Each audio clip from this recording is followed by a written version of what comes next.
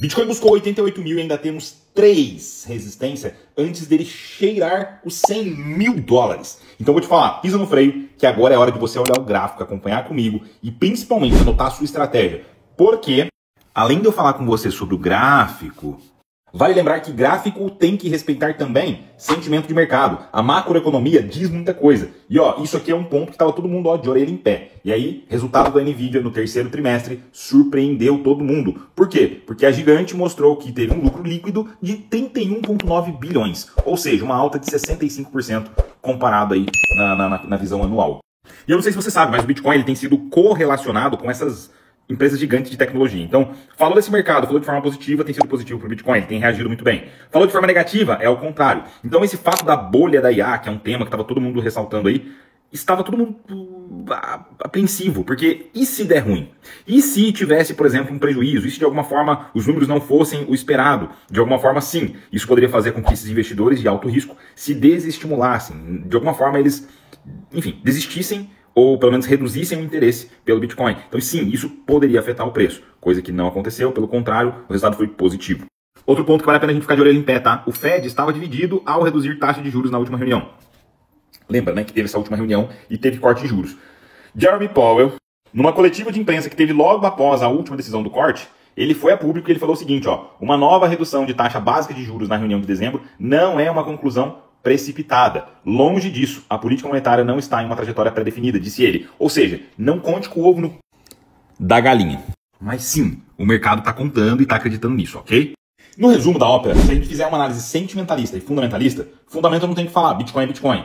Se a gente fizer uma análise sentimentalista, tanto no histórico de acontecimentos, notícias, padrões de acontecimentos, a gente olha para o histórico dos últimos halvings, dos últimos ciclos de mercado, você vai entender que, assim, ó, no médio e longo prazo, tudo indica que existe uma alta, uma aceleração aí no meio do caminho. Só que o fato é a gente entender se a queda parou por aqui, porque nós buscamos 88 mil e alguma coisa, ou se nós temos margem para cair mais um pouco. E o que diz isso para a gente nesse momento é o gráfico. Pelo menos ele dá indício, ele dá o cheirinho do sucesso para a gente. É isso que eu vou te mostrar agora.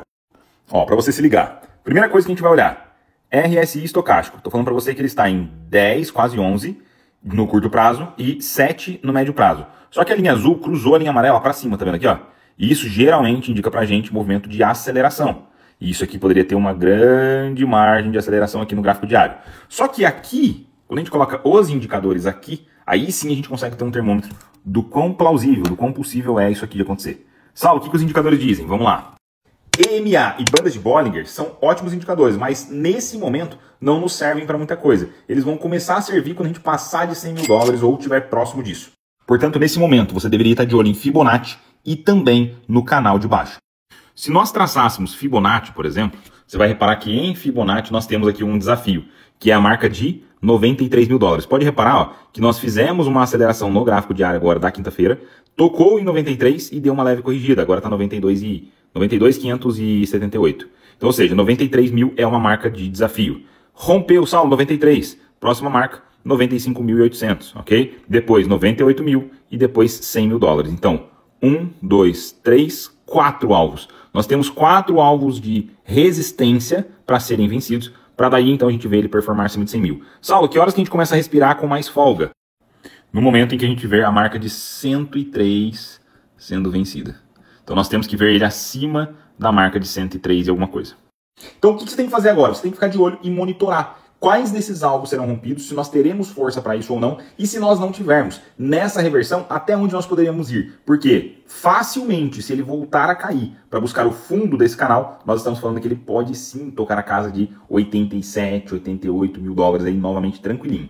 Saulo buscou 87, 85, ele furou o canal. E aí ele vai ter que fazer mais um movimento para formar mais um fundo. E a gente esquece aquele parâmetro de canal ali, a gente pensa em uma outra situação. Você vai entender na hora. Então o que você tem que fazer agora?